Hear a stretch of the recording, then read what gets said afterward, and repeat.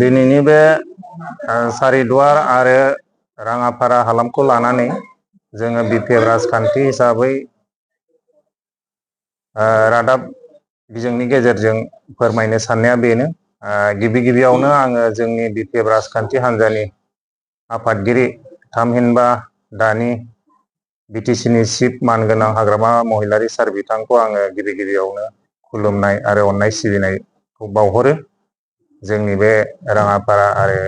सारिदुवार हालामनि जानानै मानोना थांनाय 22 खालाराव जि बिटिसि बिसायख'थि दंमोन बेयावबो जों गासैबो होनो मोनाखैब्लाबो जोंनि बेसेन गोसा भटखौ थांनाय 22 खालाराव सेप्तेम्बरनि 22 खालाराव बेयाव माखासे गामिफोर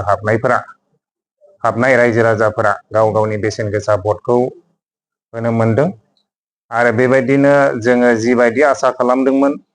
एक्सपेक्ट खालामदोंमोन बेबायदिनो जोंनि हानजानि बिजाथि मानगोनां मुस्रि त्रिदिप दैमारि बिथाङा देरहाबाय आरो देरहानायजों लोगोसे बेबायदिनो जोंनि हानजानि गाहाय एबा मानगोनां चिफ महिलारि सारा बिथांनो हाउसआव बिटिसिएलएनि स्पिकार हिसाबै थिसनबाय बिनि गेजेराव जोङो बिथांनिसिम आरोबाव जों जोबोद रंजानाय मोनदों आरो हामबाय होनदों बिथांखौ जिहेतु बिथांनो जोंनि बे बिजाथि बिथांनो स्पिकार होनायनि थाखाय दा बेयाव जोंहा गोदानै हाबनाय गामिफोराव जिहेतु गोबां खामानि मावनो गोनां दङ आरो गामि सोसननायनि खोथा दं बेबो जागोन बिनि सिगांनो जिहेतु इलेक्शना जोब्बाय रिजाल्ट जाबाय समायखिरा लानायाबो जोब्बाय दानिया जिहेतु जोंनि बे ओनसोलाव रायजोनि खामानि मावनो किसुमान हाबाफारि दं दा बेफोरखौ माब्रै बबे एंगेलजों मावनाया मोजां बा मा स्ट्रेटेजिजों मावोब्ला रायजोनि खामानिया जाफुंगोन बेखौ नोजोर लाखिनानै दाखालि नैबे बोहैथि दाननि अक्ट'बरनि 1 थारिखआव राङापारायाव मोनसे जोंनि बे मोनबा पलिं स्टेशनखौ लानानै मोनसे प्राइमारि कमिटि दानाय जायो बे प्राइमारि कमिटि दाफुंनायाव मानगोनां जोंनिनो बिजाथि एमसिएलए स्पिकार मुस्रि त्रिदिप दैमारि सार बिथाङा गावनो फैबाय बिथांनि आइ उइटनेसआव जोङो दाखालि दानानै होबाय आरो जिहेतु बेयाव आंखौनो नायनो हिसाबै एबा इनचार्ज हिसाबै आंखौ दोनदोंमोन जिहेतु आं गावनो सिगां सटिया कमिटि थानाय समाव आङो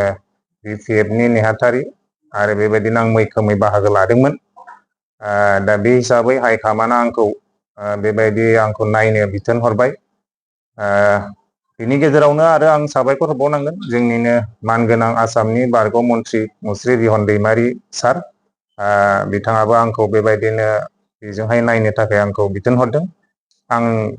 बिथांखौबो आं हामबाय होनदों आरो बिथांनो आं दिनैनि बे प्रेस मिटनि गेजेरजों बिथांनोबो आङो डिपुटि चिफ मासिखौ मोननायनि थाखाय आङो बिथांनोबो आङो गासैनिबो जानानै जोंनि बे राङापारा सारिदुवार हालामनि जानानै आं बिथांनो कंग्रेसुलेसनखौ हरो दा बेनो प्राइमारि कमिटि जोंहा जाबाय दिनै जोङो बेखौ लानानैनो एजिकिउटिभ मिटिं जोङो लिंदोंमोन बेयाव जोङो मोजाङैनो सावरायलायनाय जाबाय सोरबा जोङो बुजिनाय आद्रा थानायफोरखौ जोङो रायलायनायनि गेजेरजों जोङो क्लियार खालामलायबाय आसा खालामदों जाय बिथांमोना बे प्राइमारि कमिटियाव आफादगिरि नेहाथारिजों लोगोसे गुबुन गुबुन बिबान मोनबाय बिथांमोना जाहाथे हारि धोरोम जाति सायख'आलासिनो ओनसोलनि हाबाफोरखौ जौगानाय हाबाफोरखौ मावफुंगोन होननानै आङो आसा खालामदों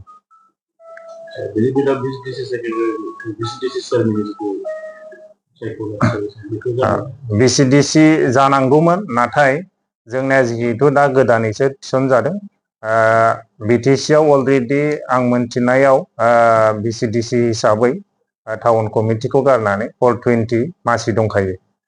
दा बेनिनो जोंनिया जिहेतु गोदान बे गोदान एरियायाव दा बर्थमान आं मोनथिनायाव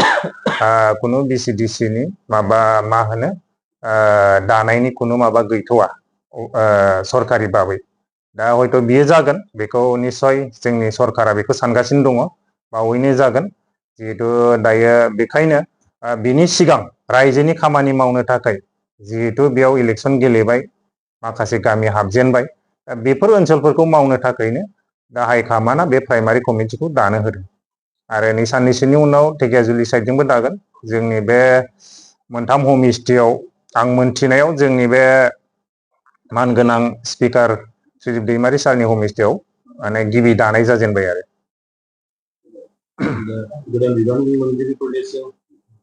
गोदान बिबान मोनगिरिफोरनिसिमथ' आं बेखौनो खावलायगोन माने जाहाथे गासैनिबो जानानै रायजोनि जानानै जाहाथे मावो आरो हाइकमान्डनि बोसोन बादि जाहाथे खामानिफोरखौ मावो रावबो गावबा गाव बेक्तिगत सार्थखौ लानानै खामानि मावनो नाङा हाइकमान्डनि बोसोन बादि आरो जि सरकारनि आसनि फैगोन बेफोरखौ जाहाथे कमिटियाव जेसेबां सोद्रोमाफोर दं बिथांमोनजों सावरायलायनानै जाहाथे खामानिखौ मावगोन होननानै आं मिजिं खालामो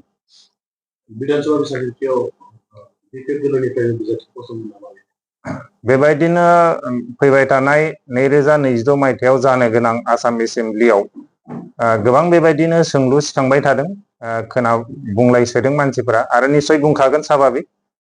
किन्तु दासिमबो जोंनि बिपिएफ राजखान्थि हान्जानिफ्राय हाइकमान्डनिफ्राय बेबायदि माने बिजाथि होगोन होननानै थोंजोङै दाबो बुंहराखै थेवबो जोङो राजखान्थि हान्जा हिसाबै जेरैबायदि जोङो सांग्रां जानांगौ बेबायदिखौ जोङो जागासिनो दङ निश्चय हाइकमान्डआ जुदि बेयाव बिजाथि होयोब्ला जोङो कर्मि हिसाबै वार्कार्स हिसाबै जोङो निश्चय जोङो मोजाङैनो बाहागो लागोन आरो गोबां गामिफ्रानो बिटिसिआव सोसनजाबावनांगौ दङ बिनि सायाव नोंथांमोना गोरलै माबाफोर ओनसोल नंगौ माने बिटिसिआव दिनै बिटिआर सुक्तिनि स्पिरिटआव माखासे गामि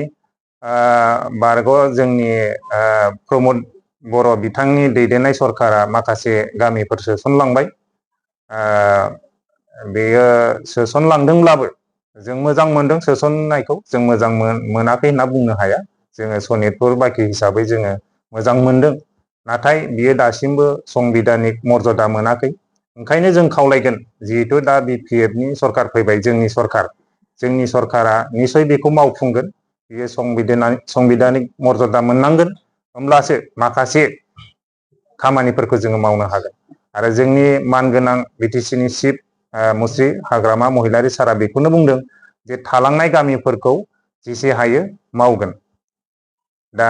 ओंखायनो जों आसाबादि माने खुब समनि गेजेराव बियो बिसायख'थिनि सिगां बा उनाव बे गामि सोनाया जागोन आरो नाय हाग्रामा महिलारिया सासे आन्दलनखारि आरो बियो सासे बर'नि सासे दैदेनगिरि बेखौ बयबो मिथियो आरो बेहा जाथिनि सेन्टिमेन्ट गैया नङा दङ दिनै हाग्रामा महिलारि बिथाङा हयथ' मिडियानि सिगाङाव बा रादाब बिजोंनि गेजेरजों किसुमान पलिटिकेल खोथाखौ बुंनो हायो किसुमान पलिटिकेल खोथाफोरखौ बुंनो हागौ मानोना मिडियानि गेजेराव गासै खोथाफोरा बुंजोबजाया दिनै बिटिआरआव सोनाय नङा हाग्रामा महिलारिया गादियाव फैब्ला होननाय बे खोथाया मिसा बेखौ रायजोफोरखौ आं बेखौनो खावलायगोन जाहाथे रायजोफोरा बेयाव गोरोन्थि बुजिनो नाङा बिथाङा खोथा होदों हानायमानि बिथाङा माने बेखौ गोरबोआव लानानै मावगोन मानो होनबा